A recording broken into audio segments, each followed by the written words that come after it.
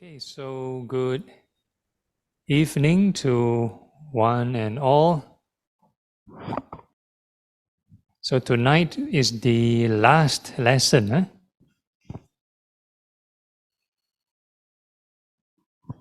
final lesson of the series. And today we'll be covering on wisdom. Even though we have covered the definition of the wisdom faculty before, is basically to understand the Four Noble Truths. So today's presentation is more on how to develop this wisdom. How to develop this wisdom. So I've covered the definition of wisdom, I think in a few lessons. The most recent one is on the four foundations of mindfulness. Under the mindfulness of the Dhamma, we talked about the Four Noble Truths and the Noble Eightfold Path. So we're still waiting for the slides to... Yeah. Fante, I'm waiting for my slide. You hold on. Okay, yeah.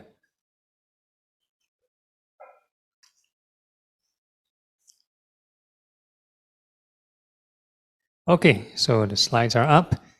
Okay, so we'll talk about the relation of wisdom with regard to the rest of the other five qualities.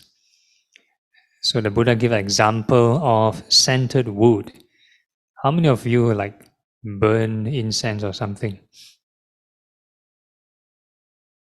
Okay, so this is the sandalwood that is believed to be chief. And just as of all scented woods, red sandalwood is reckoned the chief. So I do not know whether is it bought in the market. I haven't burned sandalwood, so I don't know. Even so, of all the mental qualities that are wings to self-awakening, the faculty of discernment, that means the faculty of wisdom, is reckoned the chief in terms of leading to awakening. You need wisdom to reach enlightenment.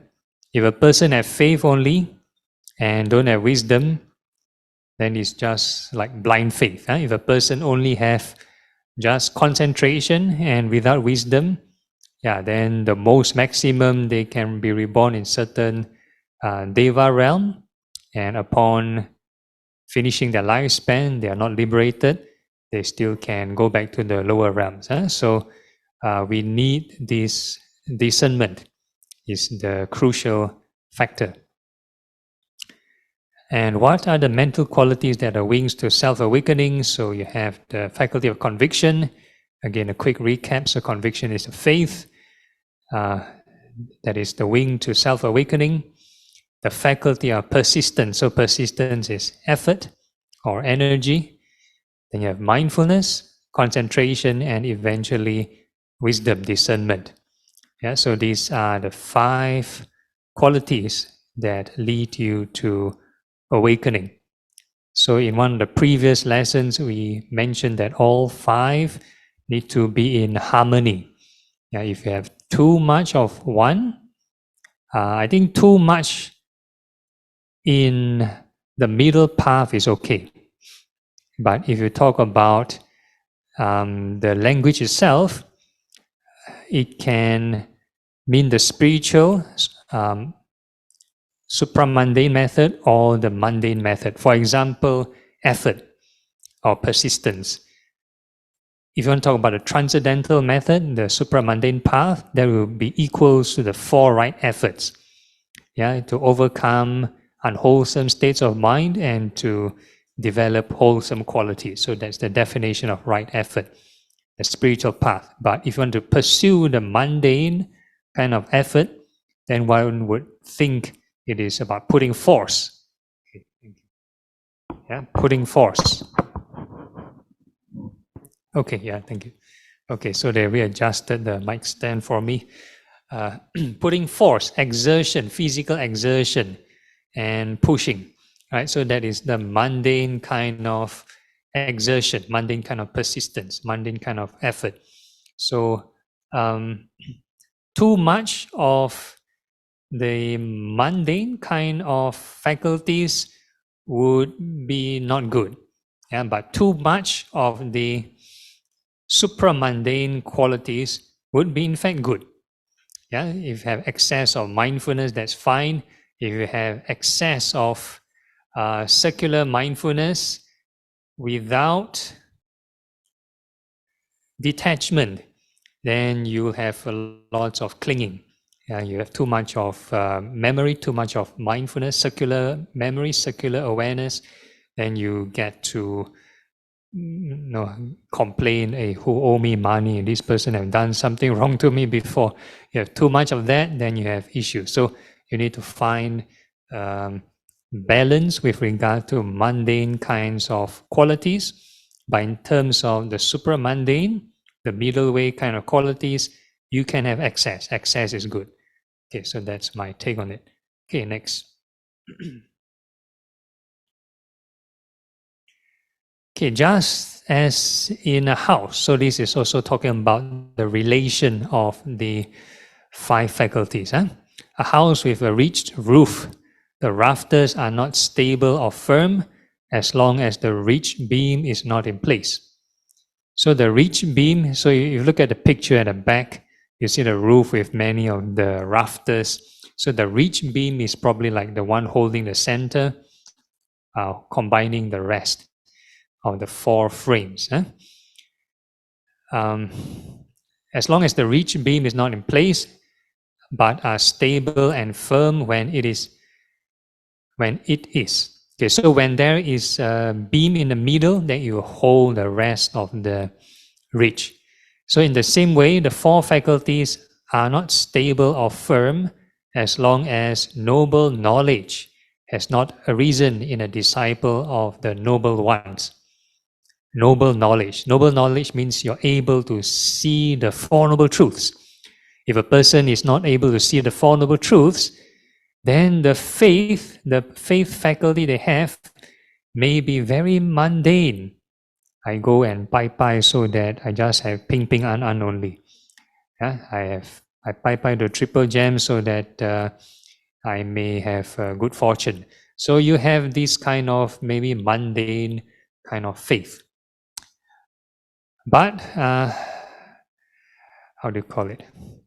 But are stable and firm when it has. So if a person have this noble knowledge, then the rest of the faculties will be aligned correctly. So which four? So again, repetition, faculty of conviction, persistence, mindfulness, and concentration. So when a disciple of the noble ones is discerning, so if a person has wisdom, the conviction that follows from that stands solid, and the persistence that follows from that stands solid, and the mindfulness will be solid, and the concentration will be solid. Okay, so if a person have wisdom in terms of having noble knowledge, understanding the noble truths, or experiencing the noble truths, then the rest of the faculties will be aligned. Yeah, will be, we call it, in the right direction. There are people who, let's say, pursue concentration without right view. They just only want to have maybe psychic abilities only. They don't want to have liberation. So they just want to fly, or they want to read minds, or see people's aura, those kind of stuff. So, so you need right view. You need to have this noble knowledge or this wisdom. Okay, next.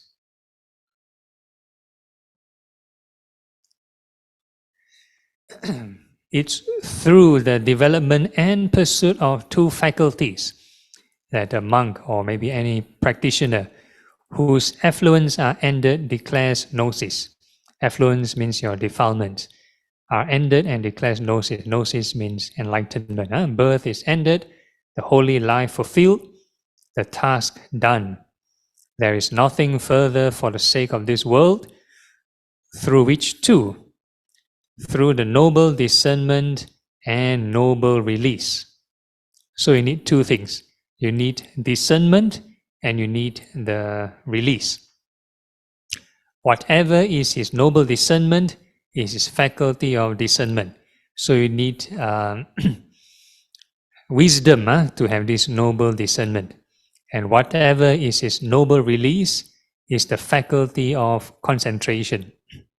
So you need a concentrated mind, you need samadhi to reach liberation. So last week we talked about the 4 types of samadhi.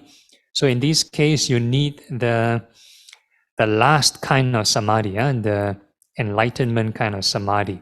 So in order to achieve this, a person need to practice the 3rd kind of samadhi, which is observing impermanence. If a person reflect on impermanence, they'll develop the wisdom kind of samadhi and eventually lead to liberation. So this wisdom kind of samadhi is totally different from the jhanic kind of samadhi.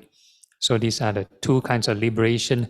So there's this generally 2 kinds of liberation called Panya Vimutti and Ceto Vimutti. Panya Vimutti means liberation through discernment, liberation through wisdom.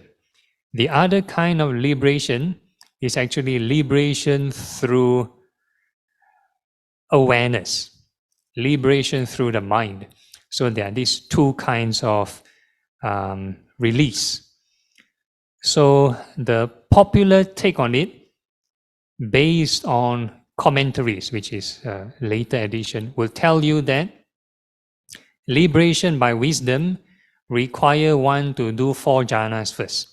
A person do the first to 4 jhanas, and then they do vipassana all the way until they reach enlightenment. So that is the commentarial version. Whereas in the suttas version, that means the original scripture, if you check this Panya Vimutti Sutta, liberation by wisdom sutta, the Buddha mentioned a person can actually enter any level of concentration, even in the first level of concentration itself, the first jhana. If they reflect on impermanence, they can reach liberation. If they enter the second jhana, second level of concentration, they reflect on impermanence, also can reach liberation. All the way, all the different levels of jhanas, all the way to the formless concentrations, also can reach liberation. So that is the suttas version. Whereas in this liberation by mind, the term is a bit vague. So the Buddha mentioned things like loving kindness can lead to this Ceto Vimutti, liberation by mind. So what's the main difference? I would say liberation by discernment, probably a person can differentiate the different stages, the different levels of concentration, able to tell apart, able to give the labels accordingly to the experience. Whereas liberation by awareness, it's a bit like they practice, for example, maybe in certain tradition, let's say the Thai forest tradition or certain traditions which rely on mantras, they chant, and then suddenly, ta-da, they have awakening. They know they experience something out of the ordinary. They have these kinds of selfless kind of experience, but you ask them what kind of concentration they enter, they won't know. What kind of jhanic concentration they have entered, they may not know. So that is liberation by awareness. Whereas liberation by discernment requires one to know which level of concentration and so on. So it was believed between the 2 disciples, Venerable Sariputta and Venerable Moggallana. Venerable Sariputta took a longer time to reach enlightenment because he need to mark down, need to record and mentally record, okay, this is what, this is what, this is what. So he needs to take a longer time to reach enlightenment. So I give a more probably simple to understand metaphor. Maybe like in kindergarten or in nursery, we learn some children's music, nursery rhyme. let's say a child learns Twinkle, Twinkle, Little Star. The preschool teacher or whoever that teaches sing the song and the child will just follow, right? So most of the time the child will follow and most of the children will more or less hit the right notes, will sing and hit the right notes. So they may not know music theory, they won't know this syllable is which note, is it a C sharp or a B flat or whatever. But when they sing along, they will more or less get the melody. So I would call this maybe liberation, the path of this liberation by awareness. They know how to do it, but they do not know the details. They do not know the details. But maybe those liberation by the path, practicing the liberation by discernment will be more technical. They will start to list down, okay, this syllable is which note, how many beat, what's the tempo, what key, and stuff like that. So they are a bit more technical. Yeah? So these are the two paths. So most of the Buddhist tradition now probably is leaning towards this liberation by awareness. So if a person practice a certain Dhamma door, maybe Nian Fo Hao, have faith in the triple gems, they keep on being persistent and they'll have this kind of release. So in those particular communities, even in the Thai forest tradition, they recite Buddho, they won't be able to differentiate the different jhanas or the different levels of jhanas. Probably the object of meditation itself won't allow the practitioner to enter all the different levels of jhanas also. Yeah? Certain meditation object may sometimes jump to a different level of concentration and won't go through all the levels of concentrations. Okay, so that's my take on it. Okay, next. Okay, so now we talk about the causes. What are the conditions and causes to acquire wisdom? Yeah, acquire wisdom. So this is probably the more practical approach, which you can have a checklist for yourself, what to do in your life to achieve wisdom. Okay, so the Buddha mentioned amongst these 8 causes, these 8 requisite conditions lead to the acquiring of the as yet unacquired discernment. As yet unacquired means for those who are not enlightened to understand this enlightenment. That is basic to the holy life and to the increase, plenitude, development and culmination of that which has already been acquired. So which are the 8? Okay, so the first condition, very similar to the faith faculty we've covered before. You need to have either a good mentor or good peers. There is a case where a monk lives in apprenticeship to the teacher or to a respectable comrade in the holy life in whom he has established a strong sense of conscience. So I'll just make a bit of comment. So the term here, apprenticeship, so we've covered before. This is more so for monks. So if between monastic to monastic, monk want to find another monk to be their mentor or teacher, they need to seek apprenticeship. So there's a bit of like a formal ritual. You need to do a certain formal chant to request that person to be the teacher or mentor, and the other person need to reciprocate, need to agree, and need to do a certain chant back to say, okay, he'll take you in as a student. So that's between monks. So they extend it out to, for Tibetan tradition, they'll extend it out to even the lay persons. So this not much so for the Theravada tradition. So sometimes if you want to get an introduction of any maybe monk or Buddhist practitioner, you want to get their CV, sometimes they'll say, I stayed with a certain famous teacher before. I've stayed with so-and-so popular teacher before. but have they seek apprenticeship from this so-and-so popular teacher before? That's another story. Yeah, so a person can just bypass the place, stay 1 or 2 days and leave. Maybe never learn anything, right? So it's good to check whether they have a proper apprenticeship, really learn, get instruction from that so-and-so respectable teacher. So for layperson also the same. Before I was a monk, anybody also can claim, oh, my teacher is this so-and-so, no, my teacher is this so-and-so. But how much instruction did you get from that teacher? No, how much do you practice under that teacher? So it's a total different thing. So in this case, I'm a bit more traditional in my approach. I would prefer the traditional way, which is to go to that particular teacher and ask questions. So that would be the more traditional take.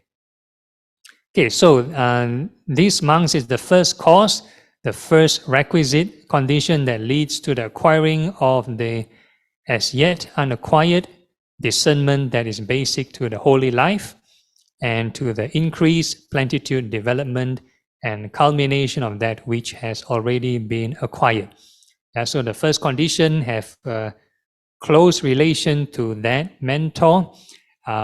So just a bit of sharing, maybe as an apprentice monk, if let's say in my junior years when I first ordained at Santi Forest Monastery, we have to be apprenticed to the most senior monk at that time. So Ajahn King was the mentor. So we have to do certain things, maybe like clean his room, wash his robe, and a lot of like maybe butler kind of duties, fold his robes and wash his bowls, stuff like that. So training to lower your ego. Yeah, training to lower your ego. It's not to, okay, as I'm a student means I must have rights. It's not like customer is boss kind of mentality, you know. So if you want to be a student, you need to run lots of errands.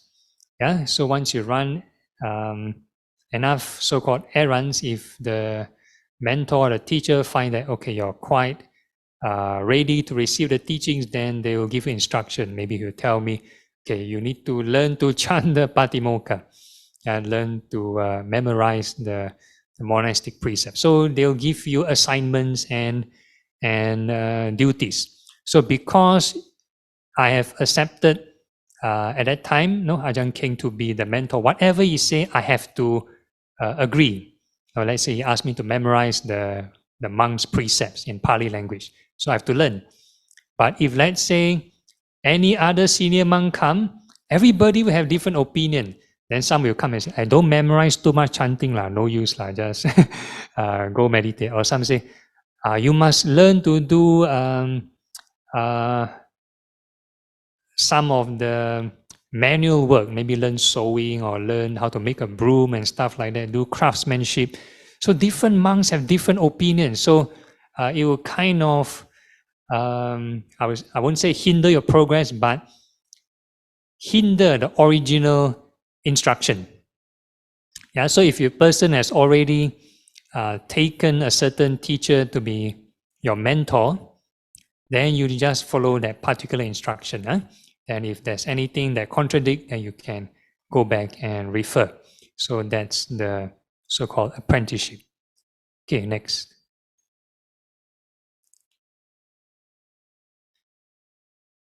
Okay, as he lives in apprenticeship under the teacher or under a respectable comrade in the holy life, in whom he has established a strong sense of conscience, fear of blame, love, and respect. He approaches him at the appropriate times to ask questions. Yeah, so because you already have the so-called agreement, I take you as a teacher or I take you as a student, then the student can go to the teacher and learn at the appropriate time. So the key word here is appropriate time. It's not like when the person is busy, doing something else, then you ask questions. You need to wait for him at the right time when they're sort of quite free in a way, then you can approach the teacher and ask questions. Okay, what, Venerable Sir, is the meaning of this statement? So you come across certain teaching or have certain doubt, you're not sure, then you ask. Then the teacher will reveal what is hidden, makes plain what is obscure, and dispel perplexity in many kinds of perplexing things. Right, so it's the teacher's obligation, the duty to clear the doubt of the student. So, so that's the second condition. Huh? So it's not that, okay, I take you as my teacher, then don't ask questions, just bye only, then bow and do dana, and that's it, right? So you need to grow in your wisdom by asking questions. So the point number 3, having heard the Dhamma, he achieves a twofold seclusion. Seclusion of body and seclusion in mind. So you have 2 kinds of seclusion. Huh? Okay, so is there a next slide? Okay, no, okay. So the third point, previous slide, sorry. So the seclusion in body, everybody know, just go to a quiet area. Nobody kacau you. Huh? So a lot of times people like to go for retreat. They go to a secluded place. But have they achieved seclusion in mind? So the whole idea is to eventually achieve seclusion in mind. So the ideal case would be when a person is in seclusion, the mind is contented. When the person is in a busy area, let's say in a city or in a place with lots of interaction, the mind also can be contented. So that's the ultimate goal. It's not to seclude yourself and then that's happiness. Once you start to do work, no more happiness or no more peace already. And that means the training still not yet complete. Not yet complete. That means there's still room for improvement. So it's good to have some time for physical seclusion. That's a time for R&D. It's just like, for example, practicing martial arts. The martial arts student is not straight away go into a fight, go into a competition straight. No, they need to learn the moves first, right? Maybe have a punching bag and then get the moves, practice the moves correctly and stuff like that. So there is R&D time, so that's your seclusion time. And there is a time for real engagement. It means you really engage. Actually, every moment is real engagement. So you need a quiet time to get the technique correct, get the application correct, and then you must test by first extending your chores. So let's say in the retreat setting, it's not all about just meditating and don't do anything at all. So when you do simple mundane tasks like, feeding yourself, going to the washroom, can you still maintain peace and contentment? Then you extend out, maybe do a bit of voluntary work, maybe cleaning the monastery, taking up some duties, preparing the mat and stuff like that. Maybe like the organizers, they need to prepare this hybrid Zoom session and so on. So some tasks to do. So when doing that, is the mind still okay? Is it upset, frustrated, or whatever? So you need to know the state of mind. So if there's still issues, then you need to go back to R&D, need to figure out what's going on. And then you slowly extend. If let's say you are a working lay person, your so-called work life, your domestic duties, stuff like that, you extend out and see, can you find peace as well? So you need to shuffle between the recharging state, the physical seclusion, and also power-saving mode. Power-saving mode, it's not like once you run all the application, then you drain all the energy, no peace, then that's it. Then no time to practice. So in the previous session, in the right mindfulness, we mentioned you have no excuse to say no time to practice because every moment is time to practice. Every moment there's 5 aggregates. Every moment there's 6 sense bases. Every moment is time to apply this right reflection. All right. Okay, next slide. Okay, he is virtuous. He dwells restrained in accordance with the Patimokkha. Patimokkha means the monastic code of conduct. So in the case of a layperson, your precepts, your 5 precepts or 8 precepts, consummate in his behavior and sphere of activity. He trains himself, having undertaken the training rules, seeing danger in the slightest faults. Yeah, so one of the previous sessions we talked about if a person want to talk about achieving stream entry to be part of the Sangha, you need to be faultless with your precepts. So at least the 5 precepts need to be faultless. So you need to keep on reflecting on the precepts and practicing in line with the Noble Eightfold Path.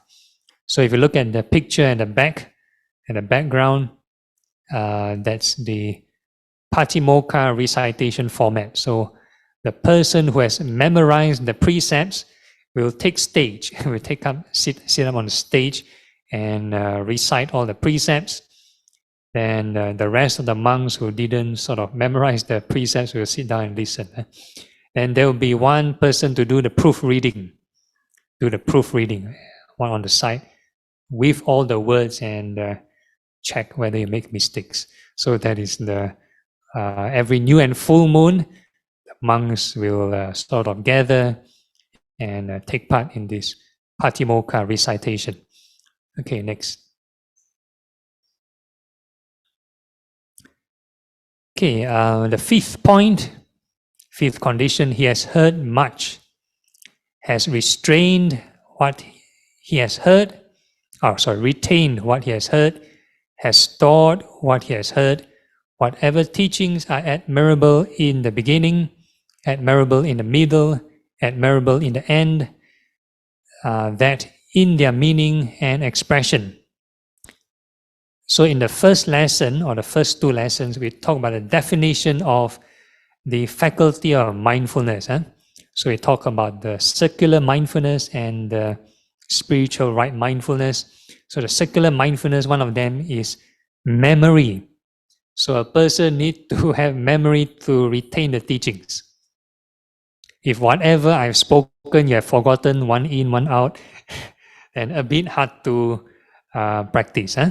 So you need to have certain level of memory to retain, then you can sort of take back and practice. Okay, proclaim the holy life that is entirely complete and pure. Those he has listened to often, retained, discussed, accumulated, examined with his mind, and well penetrated in terms of his views. All right, so it's important to reflect, or rather investigate the teachings that you listen. Then you need to contemplate, have a mental discussion or debate, and examine, investigate, and try to understand the meaning. And if there's any doubt, then go back to the previous few steps, which is to ask the mentor or the teacher. All right, so that is improving part of the right view. Okay, next.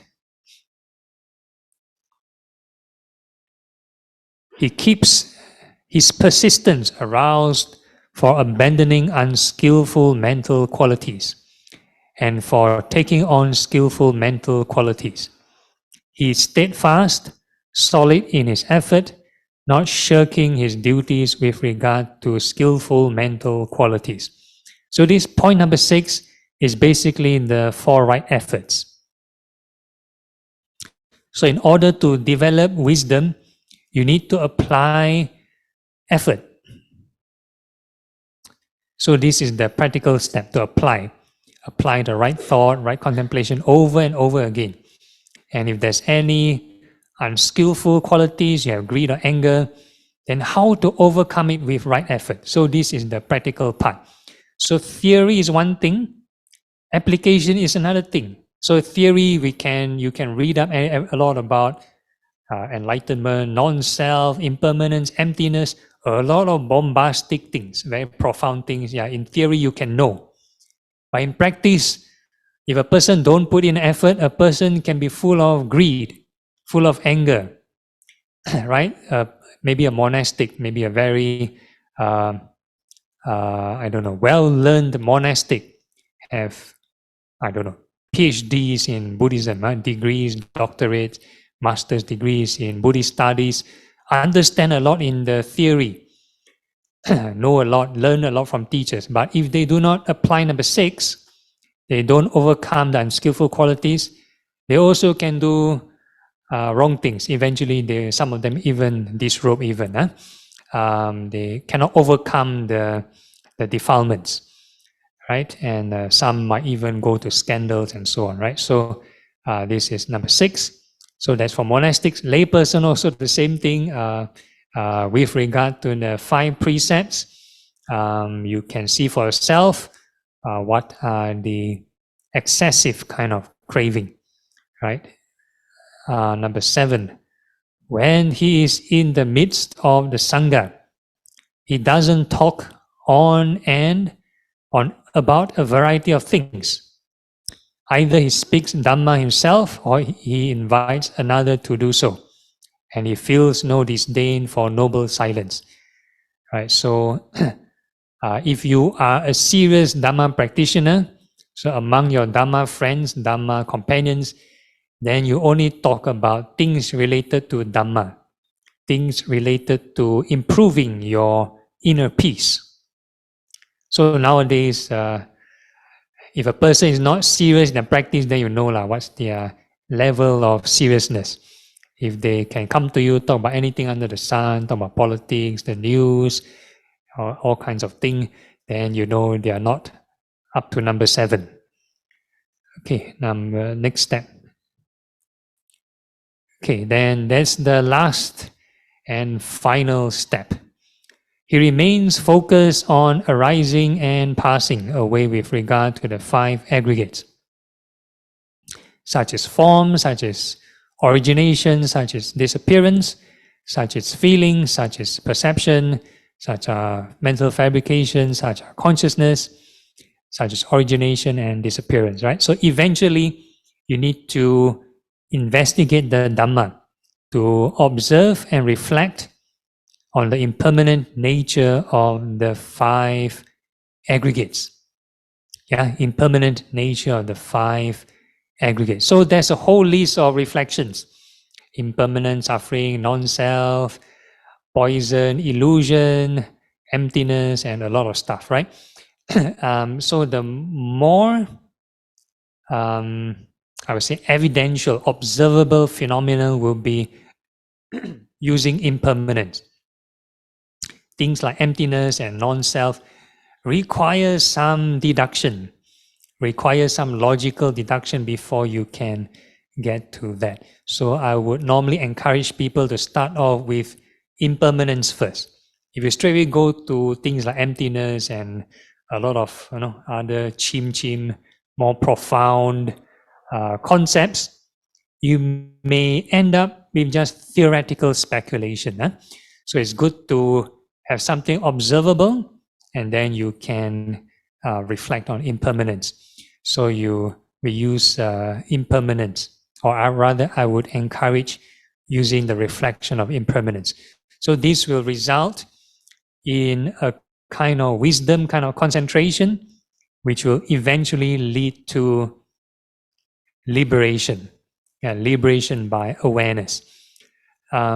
So I think I've mentioned before, right? The gateway to liberation is actually this investigation of this Dhamma, the 7 factors of awakening. You need to be mindful of impermanence, investigate the impermanent nature of the 5 clinging aggregates, and once you put in enough effort, you're consistent with it, then if you do it correctly, then there will be detachment. So this detachment will bring about this Dhamma joy, this rapture. So this rapture will be a kind of sign or symptom to show that you are on the right track, to show that you're on the path. Then of course, this is not a fixed one-way street. If you're not mindful again, the mindfulness is absent, then you kind of backslide again, and you need to start from scratch. So this is the practice. So in conclusion, we have the next slide, which kind of gives a more simplified kind of summary.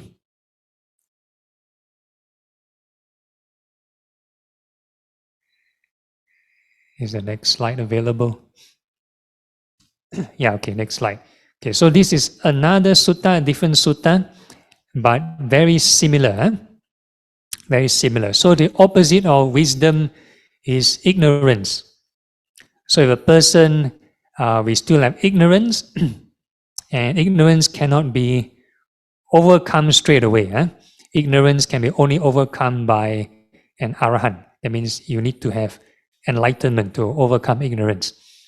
So to overcome ignorance, you have to look at these conditions. So this is a bit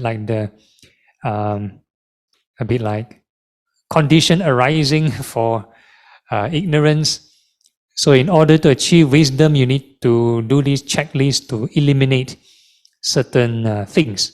Right? So the first point talks about craving for continued existence is fueled by ignorance, and this ignorance is fueled by the 5 hindrances. So if you talk about the 5 hindrances in the segment on mindfulness, the Satipatthana Sutta, so 5 hindrances can be overcome through right effort. You need to apply lots of wholesome qualities, need to contemplate a lot on impermanence, and this is again fueled, 5 hindrances is fueled by the 3 kinds of misconduct. 3 kinds of misconduct means wrong bodily action, wrong speech, wrong thoughts. Yeah, 3 kinds of misconduct. So these 5 hindrances, people have anxiety lah, restlessness and worry lah, greed, anger, sloth and torpor, doubt. So these are the 5 hindrances. So nowadays, a lot of these, I would say, mental wellness issues, mental problems, actually stem from unwholesome conduct from body, speech, and mind. Unwholesome doesn't necessarily mean evil. Unwholesome would be worrying too much. You don't engage in skillful thoughts. So you engage in unskillful thoughts to the point where it becomes excessive hindrance. So if you worry too much, it becomes a hindrance. If you get upset, you get angry too much, it becomes a hindrance. So these are the, I will break down the 3 kinds of misconduct to the 10 things. So the thoughts would be thoughts of greed, hatred, delusion. So if a person has too much greed, too much anger, becomes fueling the hindrances. So that's the 3 for thoughts, 3 for action, killing, stealing, sexual misconduct. So that's your precepts. And for the verbal misconduct would be telling lies, harsh speech, idle chatter, and this divisive speech. Idle chatter. So earlier on, we talked about gaining wisdom. We only talk about Dhamma. So if you just talk about any nonsense, any topic under the sun for no reason, without any motive, then that will be idle chatter. You won't gain wisdom. You'll be creating obstruction. The mind won't be still, won't have peace. Right? So it's important to have avoid these 10 kinds of misconduct. Okay, fueled by lack of sense restraint. So why a person keep engaging this kind of 10 kind of misconduct? Because lack of sense restraint. Your senses means your eye, ear, nose, tongue, body, and mind. So if you look at the Buddha image, the Buddha is always casting the eyes downwards. So this is like a physical kind of restraint. The real kind of mental restraint would be when you come in contact with anything you see, hear, smell, think, taste, and touch, you need to avoid reacting with greed and anger. You need to put in effort to overcome greed and anger. So that's the real restraint. So this one requires a lot of kung fu. Requires a lot of kung fu. Huh? So if you do not have restraint, everything you want, like shopping like that, wow, so nice, wow, so beautiful, wow, so magnificent. Then very easy for you to react. We call this lack of sense restraint. Huh? So nowadays we talk about some of the mindfulness, the fast food kind of mindfulness or the circular mindfulness. They will tell you, whenever you eat, you have to enjoy the taste. Must know all the taste, enjoy the taste. Whatever you see, must know the sights, enjoy the sights. So is that sense restraint, right? So if you look at the Buddha or sometimes the monastic rules, we say if you have nothing to do, cast your eyes downwards. So how to enjoy everything? You have to cast your eyes downwards. When we makan at time, we have to have food reflection. The food is not for entertainment, not for enjoyment. It's just to sustain the body with energy to practice. Right? So this is part of sense restraint.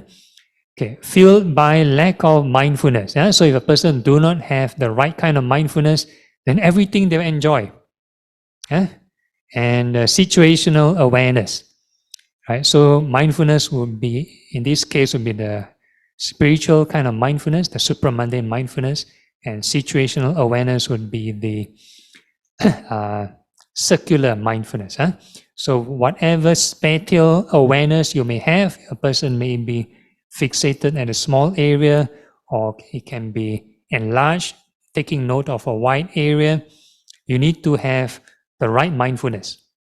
You need to have this detachment aspect. If not, you can be aware of everything, then you're no different from a bodyguard. Right? Any bodyguard, policeman, or security bodyguard, or even a robber, or terrorist or soldier, they can be very aware. If not, they get killed. Right? So that's situational awareness, fueled by improper attention. Right? So we call this appropriate attention. Appropriate attention means taking note.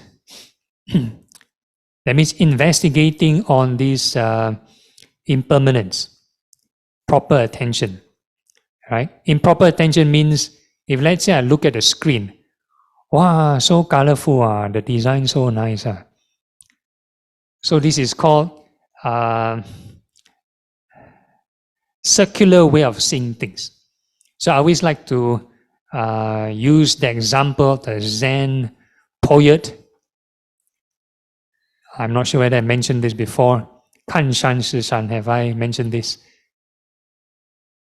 Okay, I'll just repeat again. So there's a Zen famous poem, See Mountains as Mountains. He wrote 3 verses, 看山是山. And the second verse he wrote, 看山不是山. And the third verse he wrote again, 看山是山. So initially, if you just read from the 3 verses, you'll be like thinking, no, what is he writing? What is he talking about? So the first verse, see mountains as mountains, would be a mundane person having improper attention. See mountains as mountains. Wow, the mountain looks so grand, so tall. Wow, so big. Or like this picture, so colorful, or the design so nice. So this is mundane way of seeing things, improper attention, things that will fuel your greed and anger.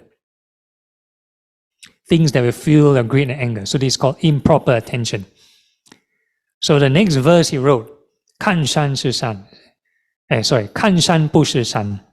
See mountains as not mountains. So this is where the Buddhist training come in.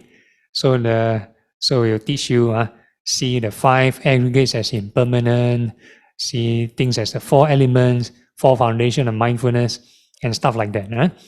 So if you look at a mountain or look at any picture, these are the 4 elements. These are the 5 aggregates. See, all these are impermanent, they are changing all the time. So that's not the normal way of seeing things. So you won't see the picture as the picture. You won't see the mountains as the mountain. Huh? So somehow this is called proper attention. If you are serious about overcoming craving. Huh? And if you try it, will your desire be the same as before? Let's say if we look at the same picture and you try two scenarios, one with improper attention, that means the normal way of seeing things. Enjoy the design, enjoy the picture, enjoy the diagram, enjoy the, the colors and so on. Versus proper attention. You look at the picture and then you start to say, okay, these are eye contact. These are the 5 aggregates. 5 aggregates is impermanent. Your eye consciousness is changing, the feelings is changing, the perception, the colors of it is changing, the perception of the labels of it is changing, the feelings towards it is changing, and stuff like that. So you see the difference, right? There's a lot of difference. So eventually, the Zen poet will start to write the third line, Kan Shan Shi Shan. See mountains again as mountains. So that is the final phase. Eventually, if a person has totally eradicated craving, you don't have to purposely go and reflect this is impermanent and stuff like that. Because the mind free already, the mind is free, so he can just be more chill. Don't have to carry the raft with him. Don't have to carry the boat with him. So in Buddhism, we have the metaphor or the analogy of crossing to the other shore. So you need to use the Dhamma teaching like a boat or like a raft to sit on it, to row yourself to the other shore. So once you have reached the safe point, you reach liberation, you have reached the other shore, no more disaster, you can abandon the raft. You can abandon the raft. So that's the final verse. Okay, so the improper attention is due to or fueled by lack of faith. That means you haven't received instruction or you don't believe in this teaching. You don't believe in impermanence or you don't believe in Four Noble Truths. You don't want to try to overcome this suffering. Okay, and it's fueled by listening to an untrue teaching. So you're listening to the wrong kind of teaching that promote more defilement or promote more hedonistic or promote your greed and anger. Then it's also fueled by associating with wrong company. Wrong company. Yeah, so that's why the first phase is very important. You mix with the right group of people. So if the so-called peers, the friends you mix around are all gamblers and alcoholics and people who have all kinds of vice activities, then the only conversation they talk about is all those kind of activities. Tell you to gamble, buy this lottery, this 4D number, teach you, ask you go to the pub and go and drink. So you can forget about the rest. Right? So it's good to have good company, good conduct, starting with meeting with the right company, right person, or right groups of spiritual friends. And the things you talk about is spiritual in nature.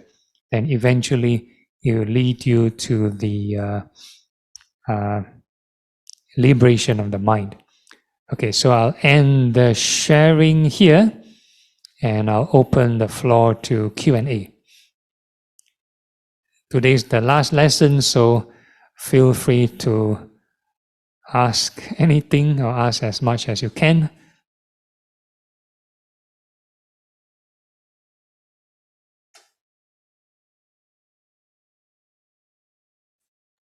Yeah, Bante, there's one question in the chat. Bante, how shall one verify if the Buddhism they learn is the right path and will lead them to liberation or enlightenment? Okay, so if your practice lead to reduction to unwholesome states of mind, if your greed and anger is reduced, And if let's say wholesome qualities improve, then things like loving kindness or compassion improve, then that's the right path for you. So there are so many teachings, so many Dhamma doors, so you need to find the one that can help you.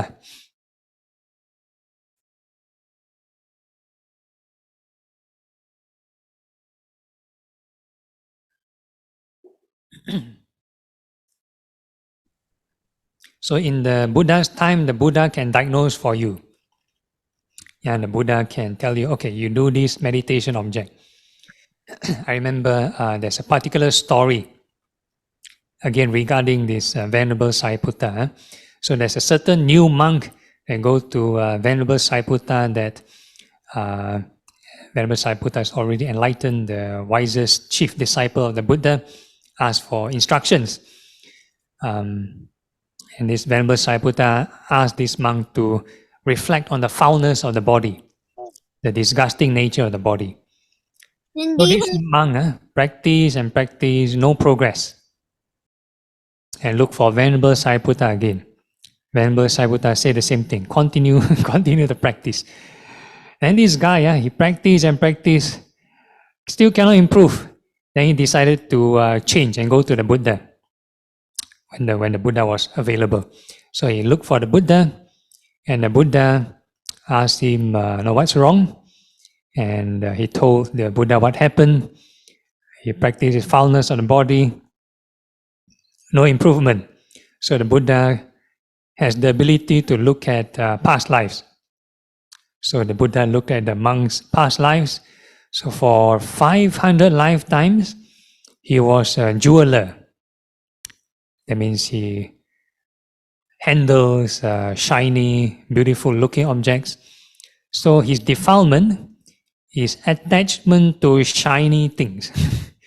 Attachment to shiny things. So somehow he's not like particularly much affected to foulnessness of the body. So when he contemplates on the body, not much effect. Not much effect. So the Buddha have to create a golden flower for him. A golden flower for him, ask him to stand the flower, and then he stand the flower, can gain concentration. And then Buddha give instructions, and eventually is able to get liberation. So nowadays, the modern meditation objects don't include golden flower. Don't include golden flower. So in the past, there are 84,000 Dhamma doors, because anything associated with the 5 aggregates can be the Dhamma door. 84,000 Dhamma doors. So nowadays, along the time when Buddhism sort of evolved or changed with history, then you have this book called the Vimutti Magga, Path to Liberation. I think it has 30 over meditation objects. And then the newer book, the book later, this Visuddhi Magga, will come up with 40 meditation objects. So in the past, it will be 84,000 Dhamma doors. More flexible and more options. Okay. Okay, just some random sideline rantings. Any other questions?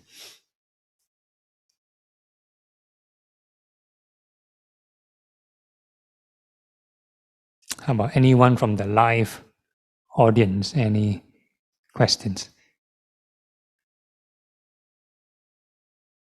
No? No question. You need to ask question to gain wisdom, Any doubt, then you ask. No, all quiet. Last session already, One day I ask a question. Okay. Yeah. Okay. And just now you mentioned that we have to ask for teaching, ask the teacher for teaching, right? Oh, okay. Do we have to ask the teacher for teaching, or would the teacher actually automatically give you the teaching? After observing, then he give you the teaching automatically. If there is already acknowledged teacher-student kind of like a contract, then the teacher can initiate the teaching. without request. Oh, Like the okay. Buddha sometimes, for out of the blue, he will just give a teaching to the monks. Yeah, because the teacher is, the Buddha is automatically the teacher. But under normal circumstances, just like in this case, I won't initiate the teaching unless there's a request. Just like, for example, you invite me, then I can give this session. If not, like anybody can just intrude in the Zoom session and want to share and stuff like that, then it will appear a bit rude. So and also the student's mind may not be ready to accept. So, but if you ask, it's a physical gesture or verbal gesture that you are ready to accept the teaching. So under normal circumstances, with or without the kind of contract, teacher, mentor, student kind of contract, it's good to ask. You make a request, you ask a question, then the teacher will give the sharing. But if the student feels that he wants the teaching and then he asks, but the teacher feels that he's not ready, that's why he's not giving the teaching, then how often should the student continue to ask? I think I read something like you ask for 3 times or something like that. Yeah, correct. Yeah. So this is a matter of faith, matter of sincerity. So it depends on how much faith you have in that particular teacher. So if, let's say, you have very strong faith, you think that the particular teacher is a very well-realized practitioner, you want to only receive teaching from that teacher, then you ask, and you ask 2 or 3 times. After 3 times, don't want to give you teaching, and then you do more errands. Maybe there's something lacking. Maybe you can switch a question. Then you can even ask, why don't you give me teaching, for example. And he, out of kindness, may give you the reason. Maybe you tell you're not ready yet. Then you can ask, what aspect you're not ready? Something like that. So it's good to ask. Better than you start guessing. Or maybe I must do more favors, maybe buy more things for the teacher or do, then it will be easily exploited. So better don't guess. So the good thing is to directly ask. Yeah, what aspect am I lacking, or what more do you require, and stuff like that. So of course the student need to be discerning also. Yeah, okay. Thank you, Bante. Okay, no problem. Okay, there's some question here. Bante, what is your guidance to a lay practitioner who is inching in his or her progress? Inching, okay. Okay, for a lay practitioner, you have to fulfill those criteria mentioned earlier. Yeah, you need to fulfill those mentioned earlier. So that was a checklist. So you know for yourself what aspect you are lacking, then you work on it for yourself. Because the Buddha is not around anymore, he won't mind read you and tell you what to do. So you need to check for yourself which aspect you're lacking, what's your lifestyle you need to change, and stuff like that. So that's my advice. Okay, what's the next question? The next question, is it possible to practice in the current society and without seclusion? Is it that one who go longer duration seclusion have a better chance to realize the truth? Okay, so this is a very good question. So the Dhamma is actually timeless. Dhamma is actually timeless. Regard whether it's in the Buddha's time or now in future, there will always be these 5 aggregates. There will always be greed, anger, delusion. There will be suffering, and there will always be the path leading to the end of suffering. That means the 4 noble truths will always be applicable, right? So, like mentioned earlier, seclusion depends on how you define seclusion. If you want to talk about physical seclusion, let's say if you are in a city area, you can find any secluded space, any quiet space. It can be, void deck, or go to a park, or yourself alone in a room. Because in most suttas, even in the Anapanasati Sutta, on the breath meditation, they talk about secluded building. Secluded building. So it doesn't necessarily have to be a forest, right? Because if let's say you're in a particular climate, no forest, how? Let's say you're in a desert or in, I don't know, in a cold, temperate, I don't know, North or South Pole, no forest, how? So it doesn't necessarily have to be in a forest. You can find a quiet space to have a quiet time, right? And practicing alone doesn't necessarily mean improvement. You need to have the criteria mentioned earlier. So I always like to mention this Meghiya Sutta. So Meghiya is actually a monk, a practitioner, a new practitioner. So he was attending to the Buddha. At the time, probably Venerable Ananda wasn't around. So this Meghiya was attending to the Buddha. So they happened to walk past a forest, and this Venerable Meghiya was in his mind was thinking, the Buddha was always praising seclusion. So he was thinking of taking leave and going to the forest to have a retreat. So he made known his intentions to the Buddha. So he asked the Buddha for permission to go to the forest to have this secluded retreat by himself. So the Buddha stopped him and said, Buddha said, no, wait for more people and practice together with you. And this monk was thinking, why? Why can't I just go on my own? So he continued again, he pressed on. For the second time, no, can I go to the forest and practice alone? So the Buddha for a second time said, no, wait for more people and come and practice together. And for the third time, he continued, insist, he wanted to practice alone. So the Buddha's habit is like that. After the third time, he will sort of change his answer if you're very insistent. Huh? So for the third time, this guy was pretty stubborn. Then Buddha said, okay, like you go ahead. So he went, not following the Buddha's instruction to wait for more people. So he went alone to the forest to practice. So for newcomer, some people have the stereotype or the impression that you must practice alone in the cave or in the forest, then that is practice. So for him, cannot. When he practice alone in the forest, his Kung Fu not good enough. Kung Fu not good enough. Weather change only, rain, got sunshine, too hot, too wet, too cold. Cannot tahan and complain. Got greed and anger. When the mosquito come, all different kinds of insects, all the creepy crawlies come to his robes, the mind cannot take it. Right, so a lot of issues, the weather, the climate, the food, everything. So after some time, he find no peace. So he have to go back to the Buddha. And he reported to the Buddha what happened. When he was secluded, physically secluded, the mind cannot have peace. The mind cannot have peace. So much greed and anger. Too much aversion to the insects, to the rain, the storm, and whatever. Right? So the Buddha said, see, I told you already.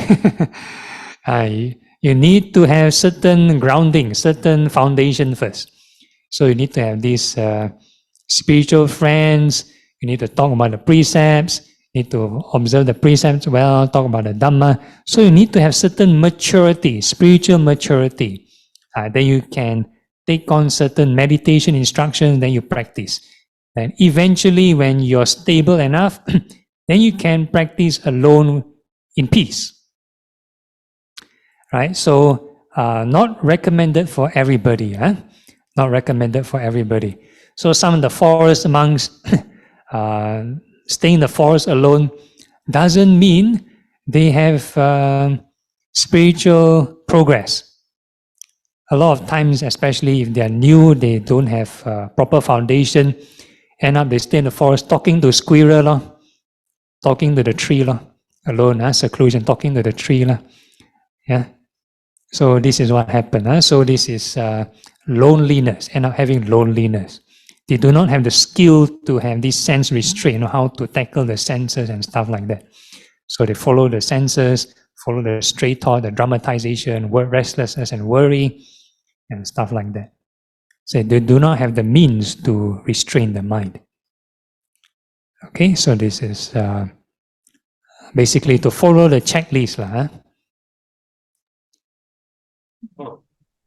Okay, Bante, how to keep momentum in the Dharma practice?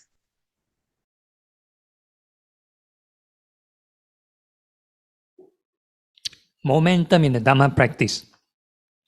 Every moment, right effort. So that means every activity, standing, sitting, walking, lying down.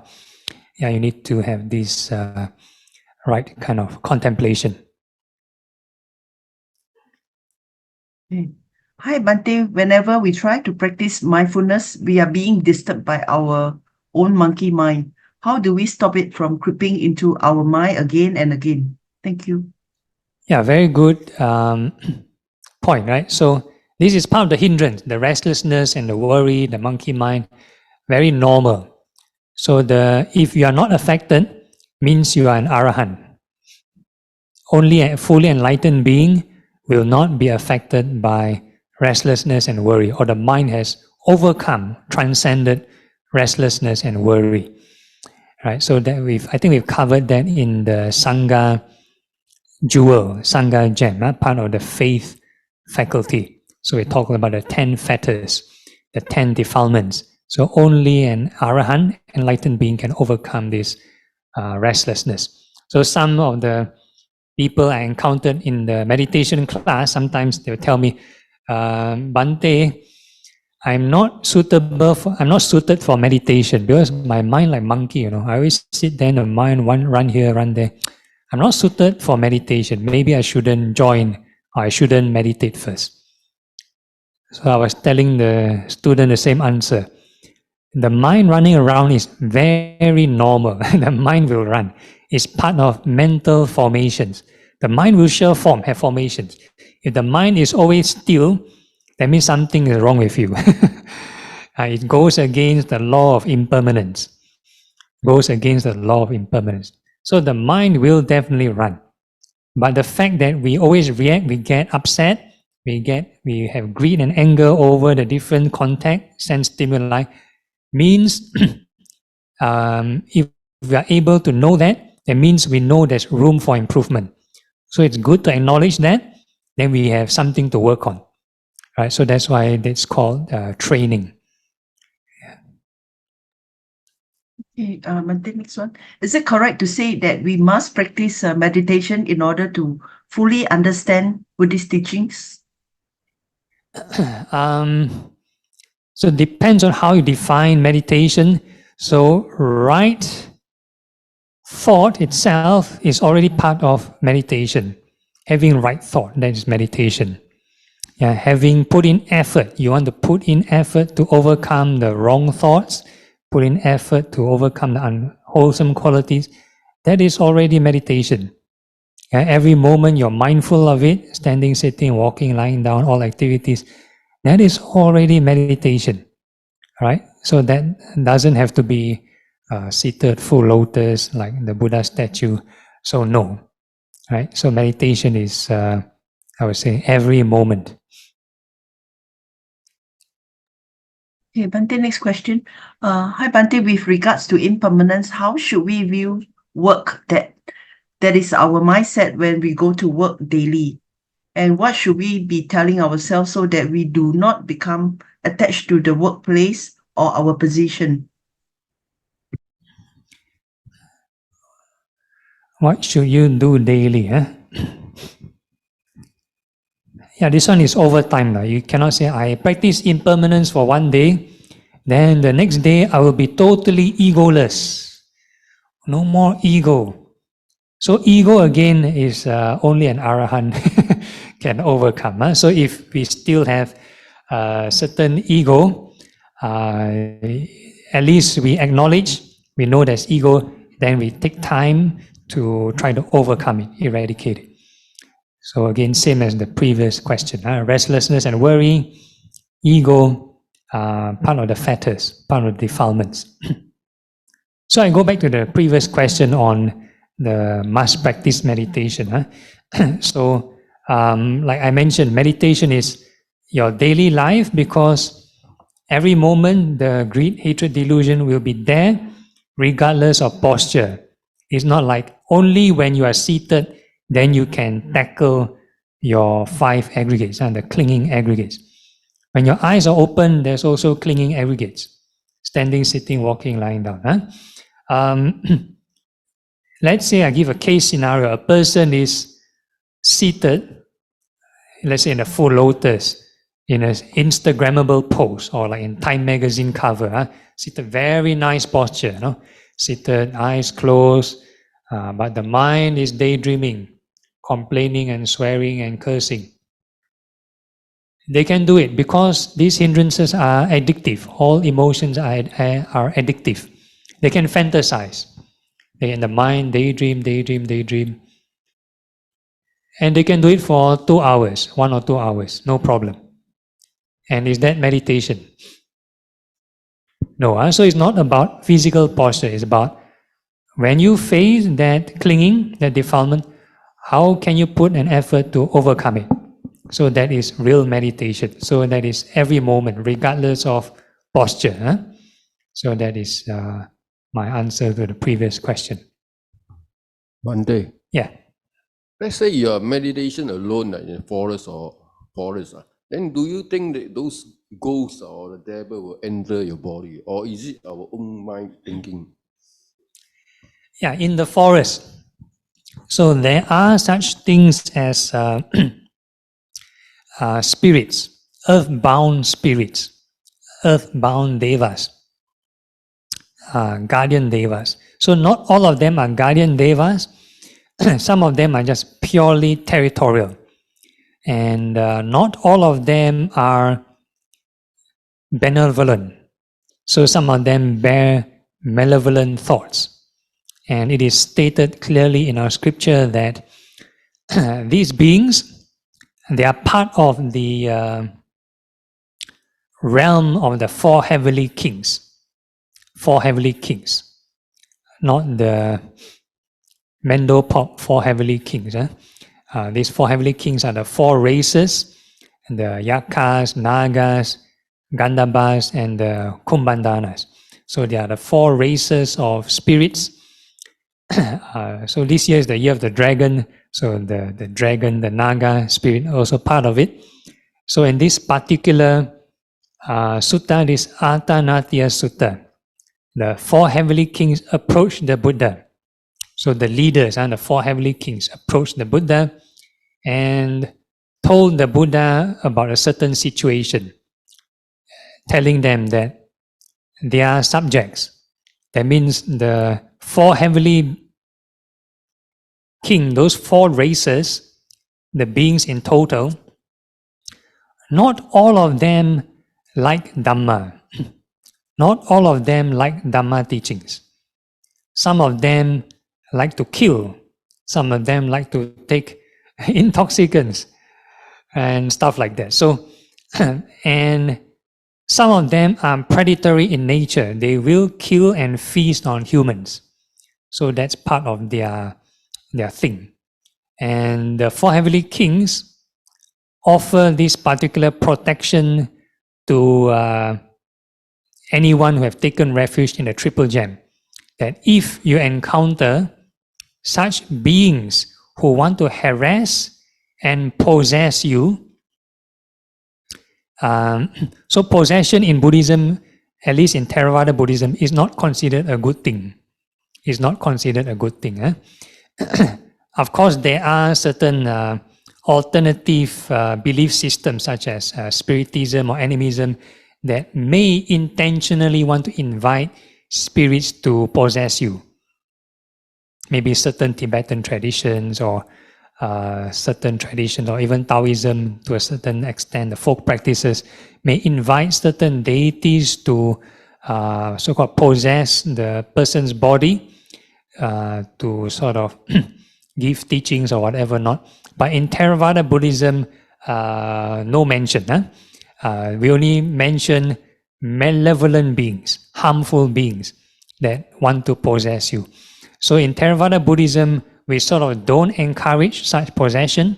So if any such beings want to possess you, first thing, if you face harassment, first recollect the triple gem. Recollect the triple gem. This is the first line of defense. First line of defense.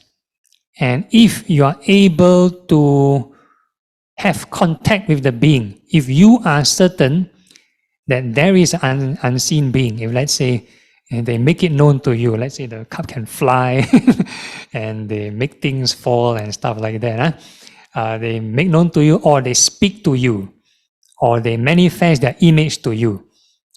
Okay, then the first thing first, you declare yourself, you are a disciple of the triple gem. Yeah, then you must be diplomatic. The idea is not to fight them. First is you do not have the means to fight them.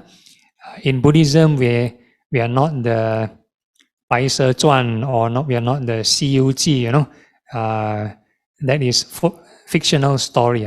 So in Buddhism, we do not have the means to fight them. So the first thing to do is be diplomatic towards them. First tell them you're the disciple of the triple gem, you're here for so and so reason, you're not here to harm them in any way, you are here to, let's say if you're here to practice, whatever merits you have, you can dedicate it to them. So you make known your intention to them. If that still doesn't work, then you have to use a bit of authoritarian kind of pressure. Then you tell them, your leaders also take refuge in the triple gem. Your bosses, the four heavenly kings, take refuge in the triple gem. And if that still doesn't work, they still continue to harass you, then that's where the Attanatya Sutta, they will mention, you can call the names of the four heavenly kings. And according to that so-called agreement, their agreement to the Buddha, they will come down and apprehend the troublemaker. And if they will give the names of the four heavenly kings and their generals, the lieutenants and whatever not. So in case they are busy, they cannot come down, then their lieutenants or whatever not will come down and solve the issue.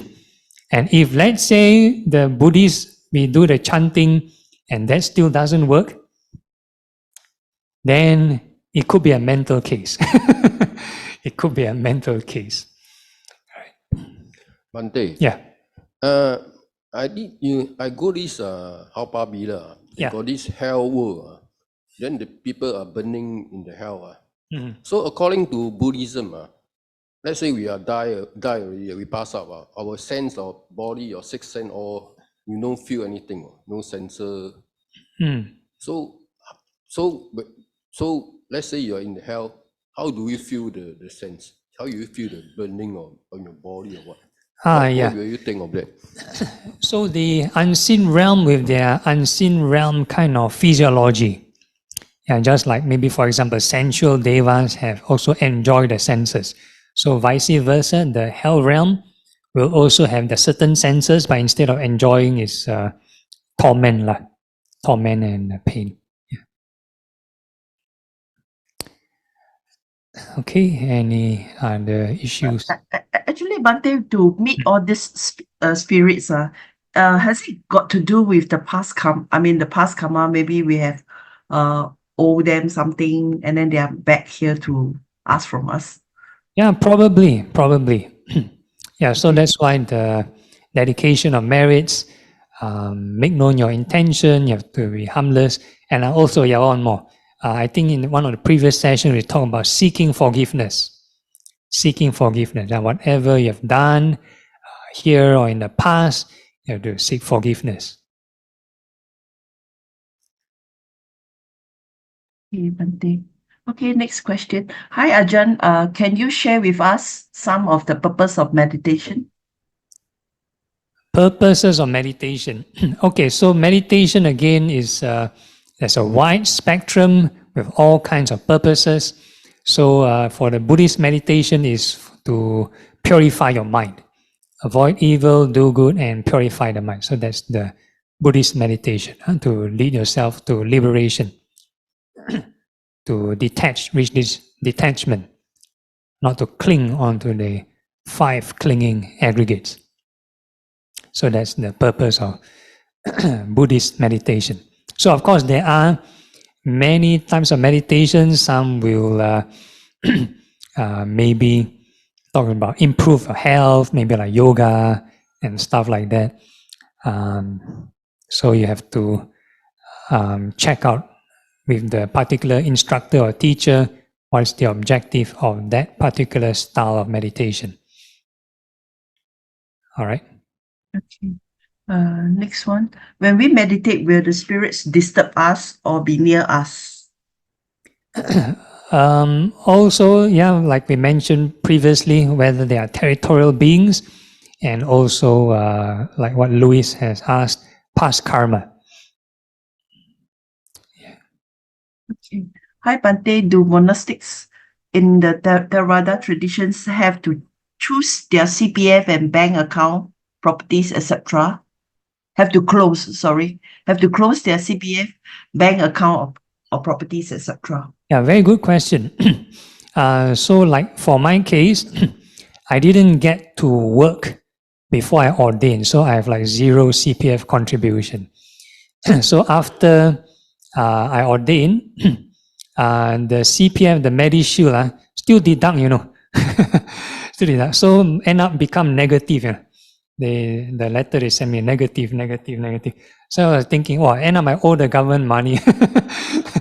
Then I have to call the CPF people and tell them, I'm a monk already, I don't have salary, I don't work. So how? So they will tell me, they'll sort of like apply to like stop deducting from my MediSave and the CPF for like a certain period of time. Then they'll review the case again. I think for a number of years. So you can always call to sort of solve the issue. But for most monastics, especially local monastics, probably they ordain, I don't know, after they retire. So they probably already have a CPF. So I think according to government law, you cannot close your CPF and take out everything. I think they have a certain scheme, so you have no choice. So you have to leave it to the government. So whatever handout the government give, or even you have a bank account, whatever handout, I think the government is dishing out handout this year. Whatever handout they give is up to the monk's discretion, how they want to donate it, or how they want to use it. Yeah. Okay, Bante, next question. May I ask what is the Buddhist view on the organ donation? It seems that it takes some time for a person's soul to exit the body, hence it will feel pain. Yeah, okay. So this one again is depends on your stance. Depends on your stance. Like the Human Organ Transplant Act. I know of certain Buddhist groups that believe, like in the question, you want to have a safe trip to another realm or another land or another state, you might need to have your organs intact, and maybe certain traditions you need to have like the 7-day up to the 49-day kind of thing. Whereas modern Theravada Buddhism will talk about immediate rebirth. So I think a lot of modern Theravada Buddhists won't have issues with the Human Organ Transplant Act. But I think it's good to know the medical procedure. The medical procedure is a bit hard to not leave your body untouched. Yeah, it's a bit hard to not leave your body untouched. with or without the human organ transplant. First is the funeral director will do things to the body already. Will inject the insulin. They will have to remove all the fluids, to pump out all the fluids. Even before the funeral director, the coroner or whoever will issue your death certificate. If they want to do the investigation, they'll dissect the body. They might cut up the organs, and they might want to check whether it died due to cancer or died due to blood clots or died due to certain reason. They need to cut up a lot of things, saw up the body and cut up all the organs. So externally may seem like one piece of body, but inside is already all rojak already. Yeah. So in modern day medical kind of procedure, a bit hard to not leave the body untouched. Yeah? So even if you choose to opt out the Human Organ Transplant Act, they'll already chop up and mince up your body, like your organs, like nobody's business really. So of course it's behind the scenes, but you can YouTube and look how they do this dissecting the human parts and so on. So that's the fact. So my personal take is, since the bodies will already be cut up anyway, might as well just donate the organs lah. And the human organ transplant, if you really want to check the information, the probability of donating the fresh organ is very rare. It's rarer than hitting a jackpot. Most of the time when you pass away, the organs will already be like not fresh anymore, and will be deemed unusable. So very rare lah, yeah. Unless you die in a hospital setting, then maybe like in an operation table you die, then they might use their organs. Yeah. But if you're in an operation theater, you're already been chopped up already, so might as well just give up the body parts. Yeah. But if you are in a hospital bed, and if let's say you pass away, the medical staff will try to revive you. So they do the CPR and do the AED, will shock you and whatever not. They'll try to revive you first. Yeah, so until your heartbeat, everything all flat, you really die. Then by the time the team come and try to assess your organs usable, most probably not usable already. Yeah, because the hospital staff also busy and whatever not. But if let's say you're in a hospice setting, they won't shock you and whatever. You're like treated like a normal human being and have a dignity to die in peace. So by the time you die in peace, the organs will be deemed unusable also. Yeah.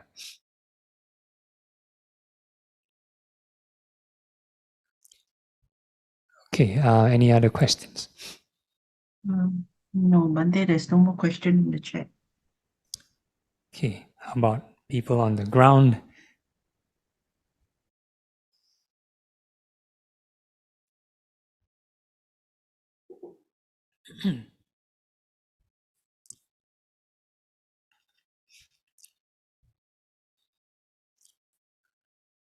No issues? All okay? Want to end early?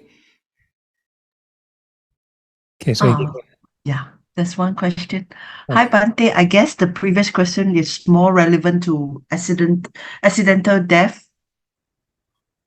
Yeah, accidental death. Yeah, if let's say an accident, you're in operating theater, then then might as well, right? Since the body is already being cut up. My point of view, lah. Yeah.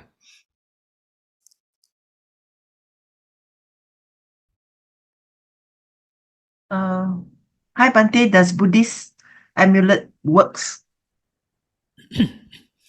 Do Buddhist amulets work? Yeah. So nowadays, this amulet kind of business is over commercialized. So like if a person wants to sell amulet, that's fine. Yeah.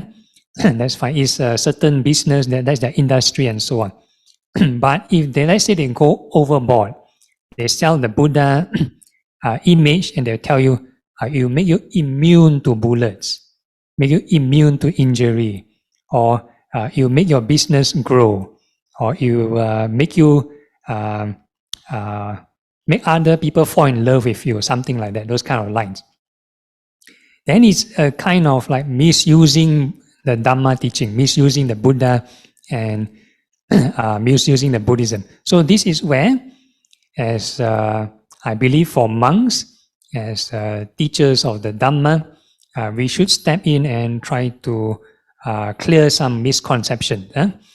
So first and foremost, we have to know that the Buddha himself is subject to physical injury. Yeah, Buddha himself is subject to physical injury. So there's a case where this venerable Devadatta was trying to assassinate the Buddha. The Buddha was walking at some low land, and venerable Devadatta was at on top of a hill, and he tried to roll a boulder to try to kill the Buddha, crush the Buddha. But fortunately or unfortunately, the boulder, when it came down, the guardian devas split open the rock, and they didn't do a good job. So one of the rock pieces hit the Buddha's foot. So the Buddha was bleeding. Buddha's foot was bleeding.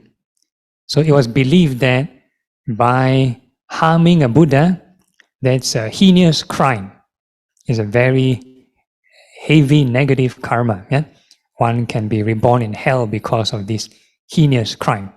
So Venerable Devadatta managed to harm the Buddha. And also the Buddha got food poisoning. Buddha got food poisoning before he passed away. So wearing amulets won't make you immune to certain things. Right? So of course there are certain animistic beliefs, spiritism beliefs. By getting certain enchantments, you get immune to certain damage, or immune to certain poison, or immune to certain diseases. So it's very dangerous to mix these two beliefs. So let's say, especially Thai spiritism and Buddhism when mixed together, if let's say certain so-and-so monk declare or believe to be enlightened, so this group of Buddhists who are more inclined to animistic beliefs may try to test the enlightened monk. They try to poison the food. They believe enlightened being won't get poisoned. They try to poison the food. Or they try to do something to harm, cast spell, cast black magic. So very dangerous. So there's a reason why monks don't declare enlightenment. Can be very dangerous. So that's the difference. So firstly, Buddhism don't believe in physical immunity. There is physical dharmas that go through birth, aging, sickness, and death. So when the Buddha talked about beating the drums of deathlessness, when the mind is free from birth, aging, sickness, and death, that's talking about the mind, the liberated mind. The body of the particular being still goes through birth, aging, sickness, and death. So that is the the amulet thing.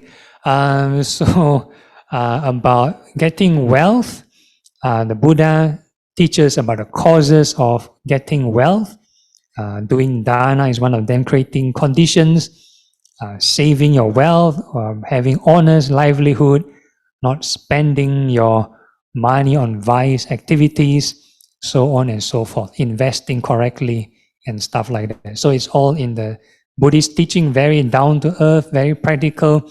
There's no shortcut to it. There's no enchantments to make you rich and stuff like that. Yeah. So do amulets work? If you want to talk about, will the amulets remind you of the triple gem?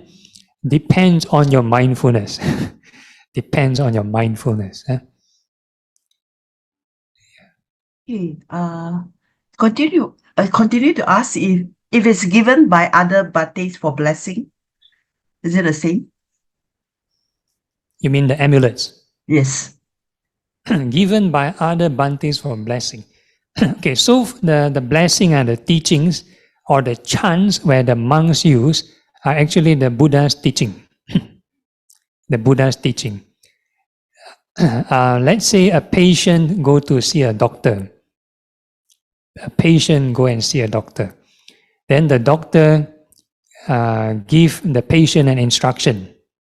Okay, go back and take this tablet, one tablet 3 times a day. So that's the instruction from the doctor to the student. So the teaching is something like that, is an instruction for the disciple to practice.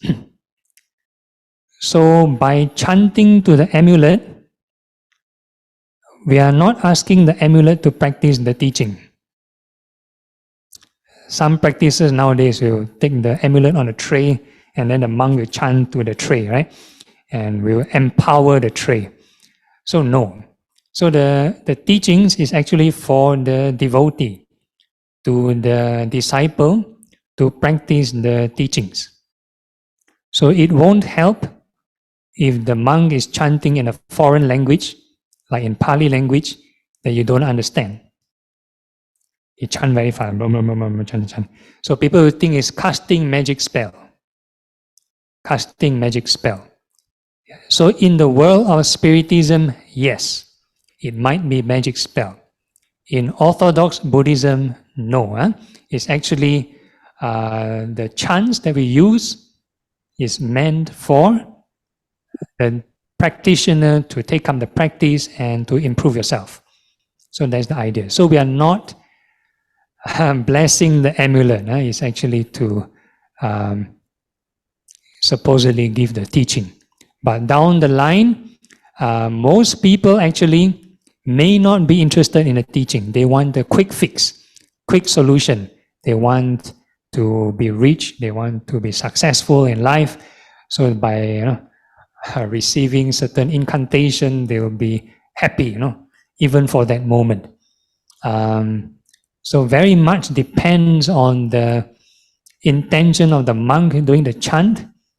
So if the monk, by so-called expedient means, they find that the particular devotee is not interested in the Dhamma, but through that means they might open a door to their interest, then depends on the skillfulness of the teacher. But if, let's say, the monk is totally not interested at all, it's just to, just receive some ang pao and ask them to leave the queue, then that's a different case. Okay, next. Monday, how about those hypnotized? Hypnotized, they like those magic people, they hypnotize, then the people get blah blah. Okay, so that's the realm of Spiritism, realm of animism and Spiritism. So they want to invite spirits to be inside the body. So that is not the orthodox Theravada Buddhism. So we don't encourage it, because a person need to be mindful, need to be awake to know what's going on. Right? So if you open yourself and invite yourself to being, first and foremost, you are not sure what kind of being possess you. You're not sure. It can be harmful being. So if they possess you, then they'll make use of you to do all the wrong things, or they might siphon your physical life force or whatever. So they might have other agenda. But in the realm of Spiritism, I would say, a more holistic kind of perspective, maybe certain traditions where there are certain priests or certain, tulkus or whatever it is, that want to deliberately get possessed by a certain known guardian deity. They need to have certain training. They need to have certain level of good karma, and that body becomes a vessel for that particular deity. So you need to have training first. But if, let's say, a person have no training and you just want to open yourself to be this spirit, there's a high chance that the spirit that come in may be a harmful spirit, may be a benevolent spirit. So it's again, the birds of the same feather flock together. So you have to know your character. So if you're a greedy person or you're an angry person, you're people of bad character, and you go to certain services which expect you to get possessed, better don't. Yeah, better don't. The things that come to you is most probably is the harmful one. Yeah, but of course, if you want to talk about meditation, I won't encourage lah. Yeah, and I've been having some discussions with certain priests, Taoist priests, from my interfaith kind of interactions, and they will tell me also. Initially, the Taoist Federation quite hesitant to accept these mediums to be part of the Taoist Federation. So this might be sensitive. Not all spirits that claim to possess the host may be that spirit they claim to be. Because the spirits, not all of them observe precepts. So they can lie to you. For example, if let's say they want Kuan Yin to enter the body. And for example, how can Kuan Yin enter the body, right? So it's like, at least in the Buddhist point of view. But that particular spirit, maybe for example, is a grass spirit or a certain plant spirit, not popular. So if they were to tell you, hey, I'm a plant spirit, can you let me use your body or not? Most probably they get rejected. Or if let's say they possess a body and they advertise themselves as a plant spirit, then nobody know who are you. They won't come and approach you. Who are you? But if they make use a name of a popular character, it can be Guan Gong la, Guan Yin la, whatever it is. Then they come and enter, then they advertise or announce themselves as Guan Yin or such. Then people will, oh yeah, this is popular figure. Then they will come and listen to you. So that is the first aspect. So they have their means of so-called doing their goodness, because as a spirit realm, they might have certain abilities, maybe certain clairvoyance and doing certain predictions and so on. So it's their so-called way of gaining some good karma for themselves, in a way. So whether in the long run is good or not, I have no comment. So again, I will re-emphasize my stance. Orthodox Theravada Buddhism won't encourage this. Yeah. Okay. Next question, Bante. Hi, Bante. We often delegate merits after a meditation session. However, when I meditate and was grappling with my monkey mind, I am doubtful of any merits I might have created. I do feel rather reluctant to do delegation. Is there really merits created through meditations with a monkey mind? Okay, so every moment, if you do put in right effort, there is some merit already. Yeah, you are planting the cause. So continue to be consistent. Yeah, it's not like immediately you do it. Oh, yeah, boundless, measureless, immeasurable merit and so on. No, it takes time. Yeah, it takes time. Bante, this question is, does hypnotize involve spirit? Hypnotism involves spirits. I'm not a hypnotist expert. I have no idea. So of course, in the realm of maybe psychology, psychotherapy, there might be this hypnotism involved.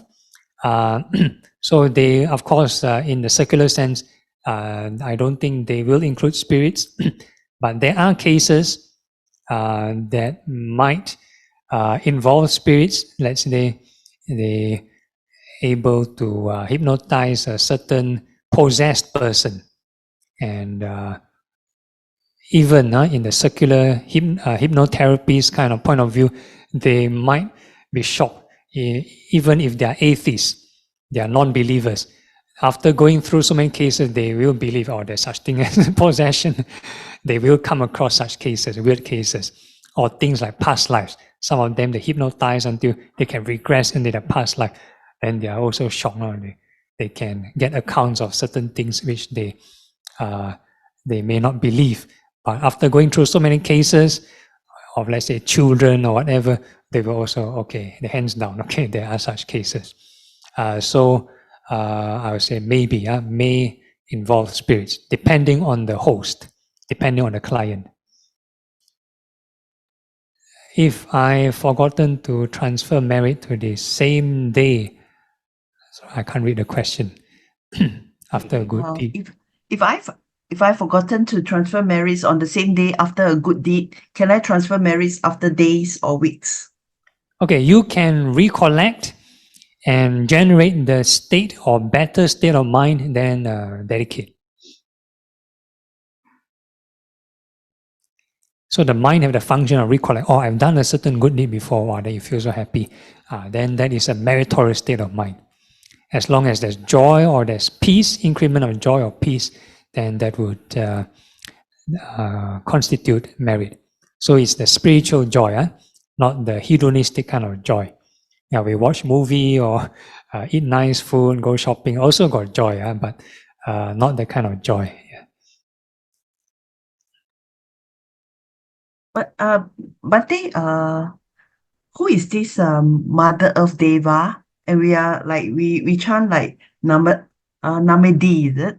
Namedi. So can you tell me more about this, like this Mother Earth Deva?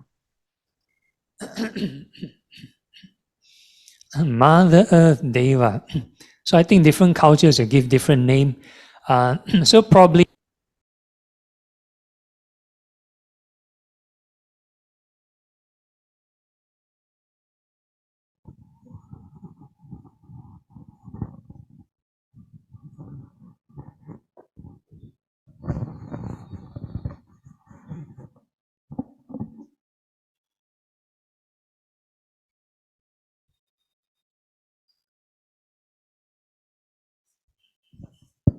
can you all hear me? Yeah, okay, so the mic just gone flat, so impermanence. So in the post-canonical Buddhist story, commentarial story, we know of the popular story where the Buddha, where he was contesting his seat of enlightenment, was being contested by Mara. Mara. So the Buddha have to put the hand down, touching the earth, and ask this earth goddess to be the witness that this seat belongs to him. After doing certain perfection, and the earth goddess will come up and flush the Mara's army with water. Will flood the Mara's army.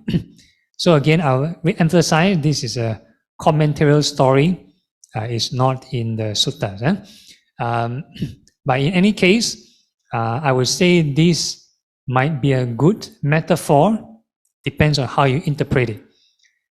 So the touching of the earth would mean, my interpretation would mean grounding. So you need to ground your mind, steady the mind, settle your mental fabrication, unify the mind. And this earth goddess is the base, will flush the defilements. So the defilements will actually have a direction. So not to get confused with chakras, but the route of defilement, this desire, craving, energy, has a certain location, certain direction to it. So it's for you to explore and find out.